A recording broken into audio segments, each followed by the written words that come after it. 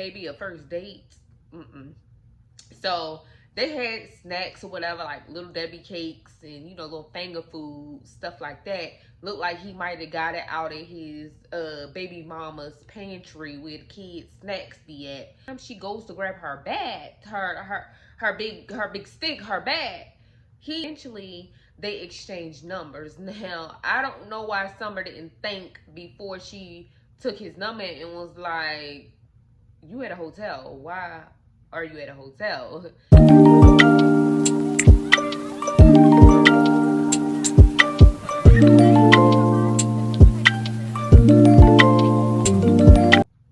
Hello everyone and welcome back to the channel. Today I have another story time from the episode For My Man. So you guys, get you some tea, get you some popcorn, and let's get started on this story time. But before we get started, don't forget to like, comment, and definitely subscribe. So you guys, this story time is off the episode For My Man, and this girl, her name is Summer. Now Summer is married, and eventually her and her husband start going through hard times. I mean, their marriage was on the rocks to the point where finally they decided to separate.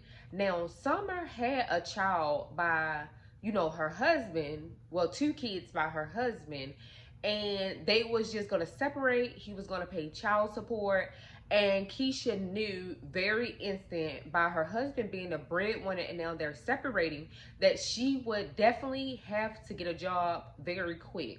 So Summer would go put in applications and everything until she landed a job in her hometown as basically a housekeeper at a hotel.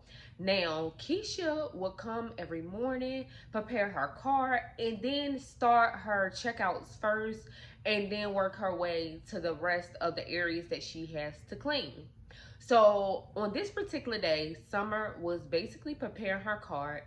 After she prepared her cart, she started strolling through the hall to go to the floor she was on to start her, work.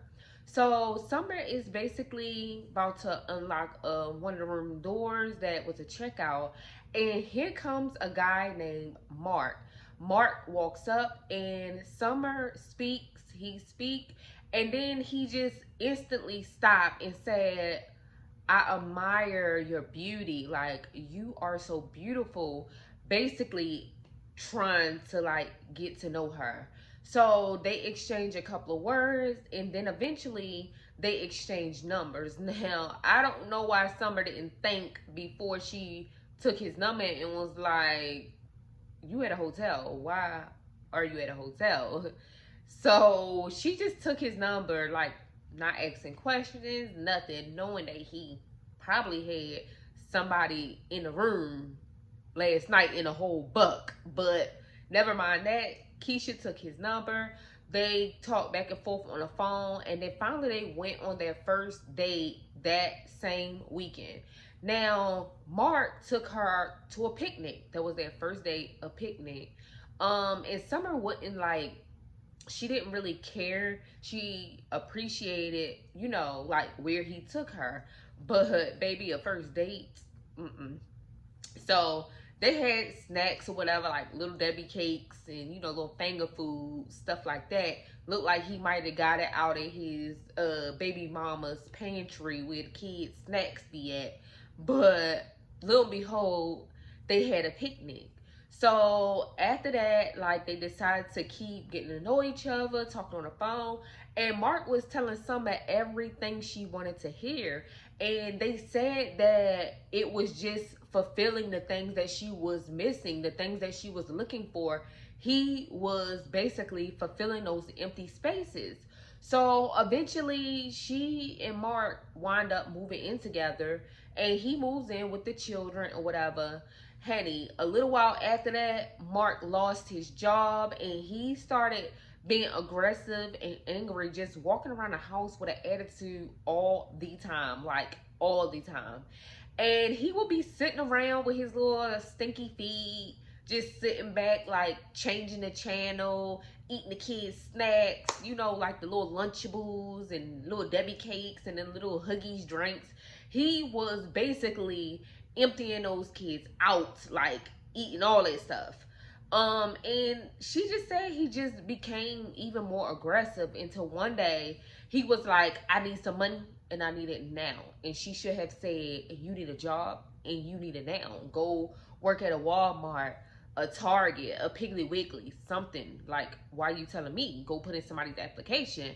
But little and behold, Summer was like, so like I don't know, like I guess like what are you relating to? And he goes, you know what? Text your baby daddy and tell him to pay you the child support early this month. And she was like, I'm not about to do that. Like, no. And then next month, like, no. So he gave a little something, something, the trying to fix her crown back on her head. And she went along with it. So she texts her baby daddy and she says, I need the child support early this month. The baby daddy looks at the text and was like, she wants something. Girl, it's the 5th. I just paid you child support for this month. Like, no, you're gonna have to wait till next month. So she relates this to Mark, and Mark goes, text his ass back and tell him if he don't pay you early, you're gonna come and destroy his apartment. Like, you're gonna come and take it. So she was like, no, I'm not. Like, what are you on? Like, no, like, I'm not about to text him that. So Mark snatches Summer's phone and texts him, oh, I'm gonna destroy your apartment if you don't give me child support early. And so the ex-husband slash baby daddy was like, yeah, she on one. So he didn't really think nothing of it. He was like, she's just like doing too much right now. Like, he basically looked past it because she never done this. Like, he didn't know what she was on. He just thought she was like just extra. And so he didn't think nothing of it. So now at this point, Summer and Mark is in the car sitting in front of baby daddy Doe, waiting for him to leave. Like, they're staking out, literally like the FBI type staking out. Like, the baby daddy owes something and they coming at them. They gonna get their money. And so they're staking out. Baby daddy comes out the house, out the apartment, locks it, get in the car, and he drives off. And now Mark like, yeah. So he put on his ski mask, and Summer just still in the car. He runs in, start ramshackling the place, like tearing it up, down, left, right, just slinging stuff everywhere. I mean, all kinds of stuff until he come up on like $800. So he takes the $800 or whatever. Meantime, in between time, Summer in the car texting him like where to look. So she's giving out the information, but at the same time, she was like, oh my God, I can't believe we doing this to my baby daddy. Like, she's feeling bad, but still at the same time texting Mark where everything at. So he finally, since he got the money, comes out, get in a car, they drive off, and they're driving and he goes, nah, I need more money. Like, I need more money. And she should have stopped right there like, and was like, nah, I need you to get out, like, at this point. But, she like cuckoo for cuckoo puffs that don't have no milk. So she was like, what now? Like, what? Get a job. That's what I would have said. But at the end of the day, she was going along with the flow. So he was like, you know anybody that I can like rob, take their money? Like, you know anybody? Like, come on. And so she was like, no. And then he was like, what about your grandmother? Because y'all not so long ago got the arguing. So what about her? Because I be seeing her with little jewelry and stuff on, like she got money. And she was like, bruh, like, this was she thinking, like, are you serious? Not my granny. Like, no. But she ain't say nothing. He convinced her to take him over to the grandma house, and the plan was for her to stay in the car. He goes in, grab whatever while the granny sleep. Bam, they're done. So Mark put his ski mask on, go into the granny's apartment. It's dark, like granny sleep. And he goes in, but he kicks the door in. Now, I don't know how he thought that it wasn't going to wake granny, but it did. And obviously, it's like he didn't care. So he kicks the door in, waking granny up, and he goes, and by the time she goes to grab her bag, her big stick, her bag, he's standing right there where she's at. And he was like, give me all your money, give me your jewelry. And Granny goes, I don't have no money and I don't have any jewelry. Like, what are you talking about? Now, mind you, he have on a ski mask. So he gets all angry and in his feelings and get a hammer and hit Granny in the head with the hammer. Like, doop, like that. Granny passes out. He goes, get her jewelry box, get her purse, and run out. So he gets in the car with Summer, and Summer goes, okay, Mark, what happened? Did everything go good? And he was like, yeah, everything went good. Everything went good. They drive off, and they drive to an ATM to see can they get money out. And then later on, as the day went, the next morning, they go to the pawn shop, and Summer goes in and pawns her granny's jewelry. So now they have the money from that and everything. Now, mind y'all, all of this stuff that Mark got, he never broke Summer off any of this money. Like, all he did was digging it down, and that was it. But other than that, he didn't give her any of it. So now at this point, Granny came to, and she was able to dial 911. The EMT and everything came to pick her up, rushed her to the hospital. So by the time she gets to the hospital, detectives and stuff come question her.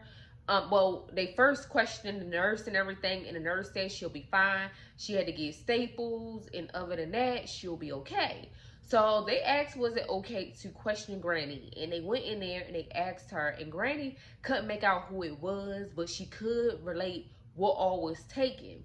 So when she mentioned her bank card was taken, they called her bank to go in and let them know that it was taken, like cancel everything. And they alerted the detectives that it had been used. Somebody had used it. So they went to the bank to get footage, and they seen two people on the footage at an ATM trying to get money off Granny's card. So once they realized it, they still couldn't make out who the people were because the cameras and stuff was like messed up, like bleary.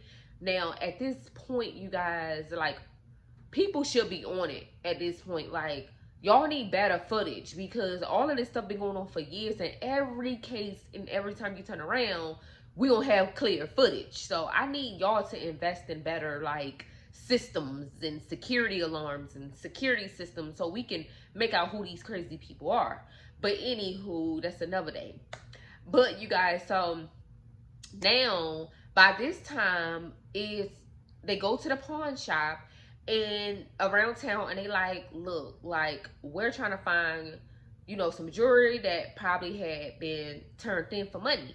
So they figure everything out. They show them the jewelry, and a particular pawn shop had all of Granny's stuff, like all of it. So they give it back to the detectives. They give it to Granny, and like, they still can't make out who was it, but they still going over the footage, and maybe they can get a clear view. So they're still reviewing the footage, but in between times, in the meantime, Summer's baby daddy goes into the police station and make a police report. Yeah, my apartment was ramshacked. $800 was stolen, and I know who did it. And so he showed text messages between him and Summer, and it shows that Summer, like, confessed, like, I'm gonna come to your house and ramshack it. So now, basically, at this point, they have a suspect, and it's Summer. So now, by this time, they have made out the footage, and it shows Summer going into the pawn shop pawning Granny's items. So now they go back to the hospital, and they tell Granny, look, I know who behind it. It's your granddaughter behind it. And yeah, like, she was behind all of it. And Granny was like, what? Like, no, this can't be her. Like, Granny couldn't believe it. And at the same time, Granny was still thinking, like, we did get into it because she wanted me to co-sign or purchase a car for her in my name, and I told her no. But after that, I thought we was good. Like, weird. Like, I thought we was good. So now they're looking for Summer. They find Summer, bring Summer in, and question Summer, go through her phone, looking at text messages between her baby daddy, and text messages that her and Mark was sending each other, like far as where everything was at in her baby daddy house and stuff. Like, they seen these text messages, so they got a suspect. And Summer, like, somehow, like, gave up her baby daddy because, of course, Granny seen that it was a man in a ski mask, and she put two and two together. Like, this gotta be Mark Summer's man if she behind it. So they bring Mark into, and they didn't even need to beat around the bush. They didn't question it. They was like, I ain't got time. He going to jail. So they told him all the evidence they had, the text messages, all of that, and basically locked the both of them up. They already had Summer, and now they got Mark. So now Summer and Mark goes to court for these situations. Now, Mark trial, he got 25 years, and then Summer trial, she got 10. But Granny had some connections, and Granny was still looking out for Summer. I don't know why, because she would have been in jail having that cold lunch that they give, and not even Lunchables or her kids' little Debbie snacks and Huggies. Like, she would have been in fucking jail. But I guess Granny was like, I'm a little too old to be taking care of somebody's child. So she went to her connections, talked to them, wrote a letter, said, please be lenient to my granddaughter. She has children, yada, yada, yada. And push came to shove, and they looked out for Summer. And basically, Summer got off with, like, probation. And if she violated her probation, she had to do her time. But she didn't have to serve any jail time. She was at home with her children. And hopefully Miss Summer learned her lesson that just because of you're getting the deed don't mean to be a dummy. Like, don't be a dummy. Like, it ain't that much in the world, especially if things are going good with people like your kid's dad paying his child support on time, and Granny looks out for you, obviously, because you're not sitting in nobody's jail cell. But, like, girl, get with the program. But yes, you guys, that was an episode all for my man. Don't forget to like, comment, and definitely subscribe to my YouTube channel, because I'm coming with the stories, baby, and you don't want to miss it. But yes, you guys, thanks for supporting this channel, and just remember to check out the links in the description, you guys. Peace.